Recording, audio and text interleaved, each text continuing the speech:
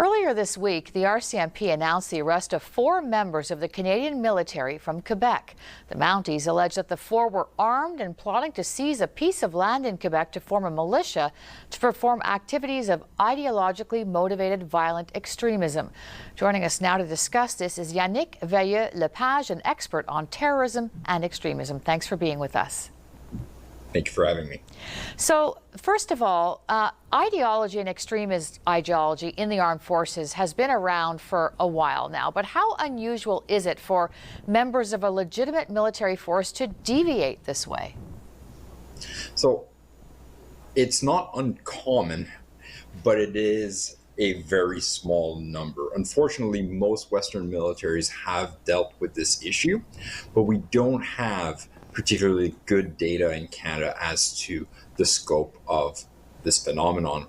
Last official numbers came in 2020 when there was an access to information request that was done, which stated that there was 115 cases of hateful or racist conduct that was under investigation at the time. I think this is really important. So 150 or 15, you said? I'm sorry. 15. 115. So are we keeping track of this enough, do you think? I mean, you said the last time we looked at it was 2020, and we're in 2025 now. Do we have an accurate picture, and are we keeping an accurate picture of this in our armed forces? So internally, it does appear that there's processes in order to keep track of this phenomenon, but I do think there's a lack of transparency when it comes to this issue.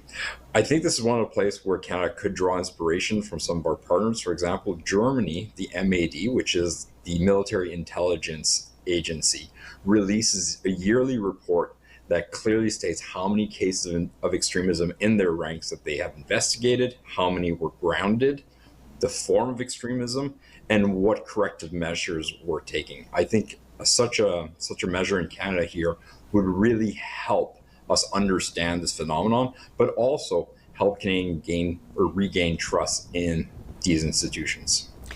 So I believe the first time we really heard about this publicly was going all the way back to Timothy McVeigh, the Gulf War veteran in the U.S., and the Oklahoma City bombing, which he masterminded and killed 167 people. Was that the first time that it did get serious attention, and has it grown since then? So this was definitely one of the first occasions in which scholars and policymakers really started looking at this notion of insider threat when it comes to using military skills in order to perpetrate a large-scale attack. But I also think it's important that we remember that within the Canadian context, we did have discussions about festering extremist ideas within the military as early as 1994 in the aftermath of the Somalia affair. Now, the phenomenon itself started getting a less scholarly and media attention during the global war on terror post 9/11, but in the last decade or so, it seems to have come back to the forefront. And there's a couple of events that have brought attention to this, particularly in the United States, the January 6th insurrection, in which between 500 and 1,000 either active or veteran members are believed to have participated.